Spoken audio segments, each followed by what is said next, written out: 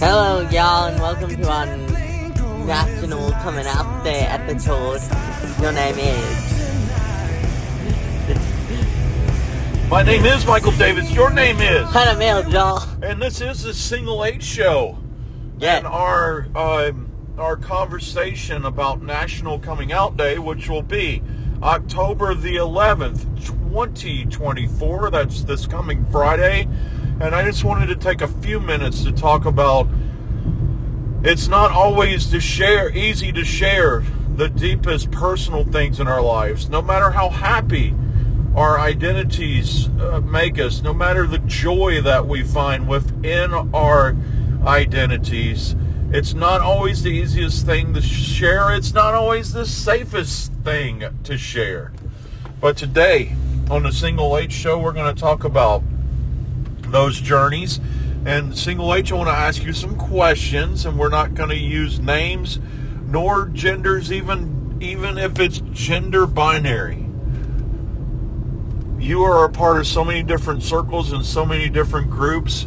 What are some generalized narratives that you hear of why dear friends are afraid of sharing their life journeys? It's generally an unsafe environment, generally. It's the main reason. Or, that's having anxiety about coming out, even though you know they're going to react well. Uh-huh. They're lots. Laws is a big thing lately. Laws are a big thing lately, yeah. So you just shared, even when you know it's going to go well, it's hard to share. And let's talk about our journey, your and my journey. I have been an advocate for LGBTQIA+ siblings far earlier than you came out. And I was the last person that you came out to. And you, even knowing of my advocacy for that, what was the anxiety within that? It's a different thing coming out more because I first came out gender-wise, and that's a different thing than coming out sexuality-wise. Yes. There's different power behind it, and it's a lot of, here's who I am, please you lead for me now. Yes. I think in some cases when dear friends come out, one of the things that's hard, it's not just what they have to share with another person. Sometimes it's actually what they have to admit within themselves of who they are. The first thing that no one really talks about it is first you have to come out to yourself before you come out to others. Yes. Because your brain had probably put up layers, had put up protections, even when you know you are safe, to protect you from the consequences of who you are. Yes. You have to come out to yourself to put those barriers down. Do you mind sharing a little bit of your story about you coming out to yourself? Because I don't think we've ever talked about that. How did you come out to you? It's a lot of... I think, after I kind of clocked it, and then, getting the word about midway through 6th grade. Uh-huh. Probably, I think, midway through. And the kind of going, oh, okay. So, from what? And then the kind of going, okay, wait, that works. Mm-hmm. And then building on throughout, having to kind of come out to myself every time I'm like, oh no, that works. Yeah. Oh no. So at first you started to have a feeling that you didn't understand about you. Yeah. You looked at yourself and something didn't quite click. Yeah, and that happened pretty early on in my life. Yeah. And then at one point, if I'm hearing your path right, then you got a word for it. Yeah. Where did you learn that word? So, I one day came upon a trans YouTuber. Mm-hmm. His name is Jamie Dodger. He's out in the world, very out. Go watch him. Go support him. He's great. And I started watching his stuff, and when his first thing is, at the start, he said, yeah, I'm a trans man, and I'm like, oh, yeah, I'm trans. Oh, yeah. So I want to lay down those first 2 steps that you shared on your journey. Yeah. And before we break this down, I'm going to share what some individuals would say. What was the YouTuber's name? Jamie Dodger.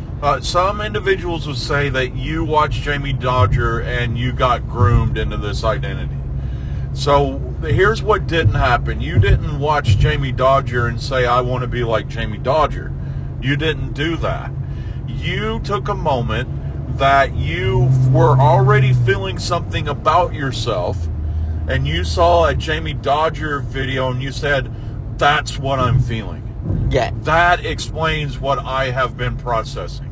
Yeah, that's the word for it. Like, that's what I'm looking for. Yeah. Like that. I want to defend some of this. Don't let kids read books and don't let kids watch YouTube videos because of grooming. That's not the case. There is something that is already there that the person connects to, and it finally has a name for it. Yeah. And it's no one conditioning or teaching. It's, I feel this way, I don't understand it. Oh, wait, there it is. And not like the world makes it easy to find the word for it. Yeah. And as the world makes it hard to find the word for it, there's people that deal with stress and misunderstanding about themselves, and at many times find themselves in a course of self-harm because they haven't been able to find the word that expresses who that they are. Yet. Yeah. So you said another thing that caught my interest, and I want you to share about it a little bit. You said you had to come out to yourself again and again. Explain that. That's intriguing. Can I keep on finding other labels that work for me that express it a little more under a microscope, to put it in different ways, and going, okay, I have to do this again, okay. Yeah. Okay, and then every time that you, oh, that's a little bit of me too. Oh, that's a little bit of me too. Yeah. You keep discovering the pluses of the LGBTQIA plus. Yeah. And you keep processing, what does this mean to you? Yeah. Yeah. That's pretty cool. So every time you experience a new thing, you have a new way to identify yourself. Yeah. Yeah. Maybe one day I'll make a collage of all the different flags and that connect to you. Yeah. Yeah, I would like that, please and thank you. Cause it's enough to make a interesting collage. It's enough to make a grown man cry. No. Don't it make your sad eyes blue? No, but there's a lot of them. There's a lot. Yeah. And there's a lot in you. Yes. So let me go through a journey with you, because I hear some of the people of my generation kind of complain. Yeah. Okay, so let's tear this down. I'm a Gen Xer. And one of the things about Gen X is we went out to tear down boxes. We didn't want to fit into a box. We wanted to be different. We did not want to be labeled. We wanted to go out and be this new thing that was it. So, well, what a lot of Gen X people come back at, because we're the Gen X is the old people now, sitting in our front yards shaking our fists. Get off of my yard, you millennial hippies. But we tore down labels. You Gen Gers. Yeah. So we try to tear down boxes, and then a lot of people are saying Gen X worked so hard to tear down boxes, but now everybody's trying to put themselves back in a box. But I don't think that's true. No, because there are people. I don't fit into one box, and I'm not trying to. I'm trying to think of the label more like a decrypted word in front of a noun. You're putting them there to express something, but that one word did not express everything. Yes. That's what they're there for. They're there to express one part. So if you were an overcoat, yes. You could be, you're not, but every overcoat isn't the same. Yes. Some are furry and sprinkly and glittery. So yes. Those are the gay overcoats. And some had black nail polish painted upon them. Yeah, and that's a non-binary overcoats. And there's some overcoats that work really good on men and really good on females. So that's the bi overcoats. Yeah, they're the green one with white and black on them that are the agender overcoats. And there's overcoats that have a little bit of everything on them. Let's think of the labels like that. We're not placing ourselves into boxes. We're giving ourselves the word to express ourselves. And what I want my Gen X siblings to know is people are not putting themselves back into the boxes that we tore down. We tore down boxes so that people could find out who they really are. Yeah. Yeah.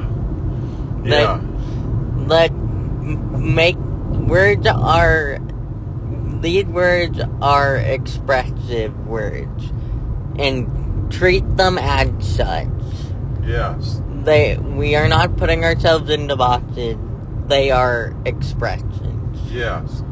And then there is a new generation that exists that is able to thrive because of the boxes that were torn down. Yeah.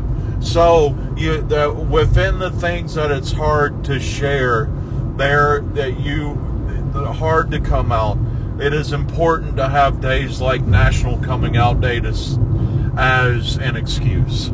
Yes. And I use the word an excuse, and excuses sound bad. But sometimes excuses open doors. People come out on National Coming Out Day. Because it's the why not?